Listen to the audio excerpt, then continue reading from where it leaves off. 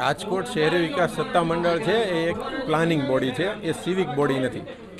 મતલબમાં જે રોડ રસ્તા છે, ધારો કે સ્ટ્રીટ લાઇટ છે, તો જે ઓથોરિટીઝ છે એનો વેરો ઉઘરાવતી હોય. ધારો કે સ્ટ્રીટ લાઇટનો લાઇટ વેરો જે પંચાયત ઉઘરાવતી હોય છે. બીજું જે રોડ રસ્તા છે એ બધા જ રોડ રસ્તા રૂડા હસ્તક ના હોય, એ અમુક જિલ્લા પંચાયત ગામથી જોડના જિલ્લા પંચાયત હસ્તક. ડેવલપમેન્ટ પ્લાનની અંદર જે રસ્તાઓ બતાવેલા હોય છે એ રસ્તા રૂડાના રસ્તા હોય છે. એ રસ્તા માટે અમે કામગીરી શરૂ છે. પૂછી લો સાહેબ, મને આવે એટલે અમે જવા દે હમણાં 5 મિનિટ ખમો ને. અમે રજૂઆત છે, અમારે રજૂઆત છે કે રૂડાની અંદર જે સમાવેશ ગામો છે એની અંદર 2-5 ફૂટના 4 વર્ષથી ખાડા છે, પણ અધિકારીઓ એ ખાડાને દાગ નથી દેતા. તો એના માટે અમે રજૂઆત લઈને આવ્યા છીએ. અને બીજું એ કે સ્કૂલેથી છોકરાઓ નીકળે, એના ફાધર ભેગા કે એના મમ્મી ભેગા નીકળે અને એ છોકરું પાછળથી પડી જાય, ત્યાં હદ સુધી ખાડા થઈ ગયા છે, છોકરાને લાગી જાય, વાગી જાય. પણ અધિકારી 1% તમે ત્યાં સાઈડ વિઝિટ નથી કરતા ને ખાડા બુરતા નથી. આપણે છે માંડા ડુંગર છે, કુવાડવાની દૈસા અલગ છે. અને સાતનમાંથી સોખડા ચોકડી છે, નવા 150 ફૂટ રિંગ રોડ ઉપર છે, લાપાસરી છે, અને એવા વાજળીગઢ છે, જસવંતપુર છે, ઘણા બધા ગામ છે. અને એની અંદર જાજા ખાડે. બેડી ગામનું તમે જો, બેડી ગામની અંદર તમે જાઓ તો અહીંયા પ્રશ્ન સ્ટ્રીટ લાઇટના પણ પ્રશ્ન છે. કેટલા ટાઈમથી આવું છે? આ લગભગ 4 થી 5 વર્ષથી સતત મોટા ખાડા છે, એમાં એક જગ્યાએ ખાડો બુરેલ નથી.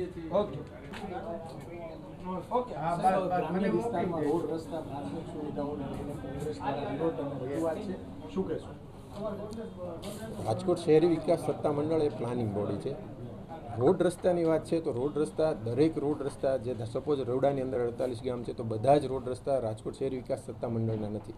રોડમાં અલગ સપોઝ આરએનબી પંચાયતના અમુક રોડ છે, આરએનબી સ્ટેટના અમુક રોડ છે, અમુક નેશનલ હાઈવેના રોડ છે, અમુક રૂડાના રોડ છે. રિંગ રોડ 2 છે એ રૂડાએ બનાવેલો, કારણ કે જે ઓથોરિટી રોડ બનાવતી હોય છે એ ઓથોરિટીને રિપેરિંગની જવાબદારી છે.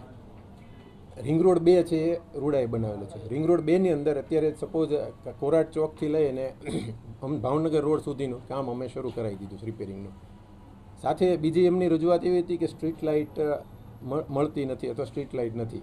તો સ્ટ્રીટ લાઇટની અંદર લાઇટ વેરો જે ઉઘરાવે છે એ પંચાયત બોડી ઉઘરાવે છે.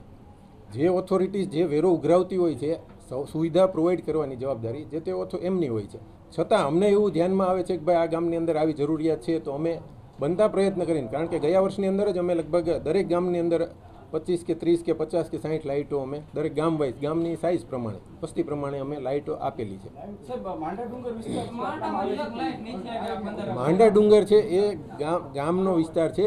રૂડાની અંદર તો એ ગામ 48 ગામ આવે છે, એ હું એગ્રી, 48 ગામ આવે છે. પણ જે માંડા ડુંગરની અંદરથી અહીંયા રજૂઆતો 2-3 વાર આવી ગયેલી. માંડા ડુંગરની અંદર અમે ત્યાં મેટલિંગનું કામ, મતલબ મોરમ નખાવીને કામ, કારણ કે રજૂઆતો ઘણી બધી આવેલી હતી એટલે અમે એ કરાવેલું. સાથે ત્યાં સીસીનું પણ ટેન્ડર એપ્રૂવ થઈ ગયું છે અને એ કામ પણ નજીકમાં અમે સીસી રોડનું શરૂ કરવાના છે. મોટાભાગના ગામડામાં રસ્તા ધોવાઈ ગયા, ત્યાં સુધીમાં શરૂ કરશો કામ? અને એ લોકોની પ્રાથમિક સુવિધાઓની પણ માંગ છે, ક્યાં સુધી? જે ગામથી ગામને જોડતા રસ્તા હશે એ આરએનબી પંચાયતના રસ્તા હશે, કારણ કે એમણે બનાવેલા હશે. રૂડાએ જે બધા જ રસ્તા રૂડાએ બનાવેલા નથી. જે રસ્તા રૂડાએ બનાવેલા છે એ બધા જની અમે કામગીરી અત્યારે શરૂ કરી દીધી છે. જ્યાં તૂટેલા છે કે ખાડા પડેલા છે એની કામગીરી અમે શરૂ કરાવી દીધી. લોકોની માંગ છે કે તમે અત્યારે સ્થળ ઉપર આવો, તમે જાશો કે શું કરશો? એ માંગણી એમની છે, અમે પછી જોઈ લેશું. એ તો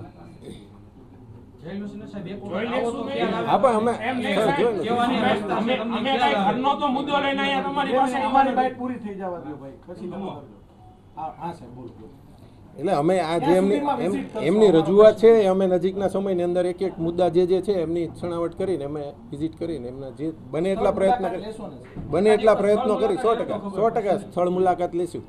મેં રિંગ રોડ 2ની પણ જાતે હું સ્થળ મુલાકાત, એક ખાડાની મુલાકાત હું લઉં છું. મને ખ્યાલ છે અને લોકોની હેરાનગતિ થાય છે એ મને ખ્યાલ છે અને હું સમજુ છું એમની પીડા. રૂડાની અંદર 48 ગામ છે. ગામડાની અંદર ઇન્ટરનલ ગામથી ગામને રસ્તા છે એ બનાવેલા જ નથી. અમારા રિંગ રોડ 2 છે એ અમે બનાવેલો છે. અને બીજા જે સપોઝ અમુક ઇન્ટરનલ નાના પેચીસ હશે, જે અમુક ગામના 500 મીટર કે કિલોમીટરના પેચીસ હોય, એ રસ્તા અમે બનાવેલા છે. એમાં અમે 100% સર્વે કરાવી લીધો છે અને એમાં કામગીરી પણ અમે શરૂ કરી. એમાં મેજર કોઈ એવા ડિફેક્ટ નથી. મેઇન રિંગ રોડનો ડિફેક્ટ છે એ મને ખ્યાલ છે ને એમાં આપણે કામગીરી શરૂ કરાવી દીધી. માંડા વિસ્તારમાં તો બેડની થઈ ગઈ એના ત્રીજું 3-4 વર્ષ છે.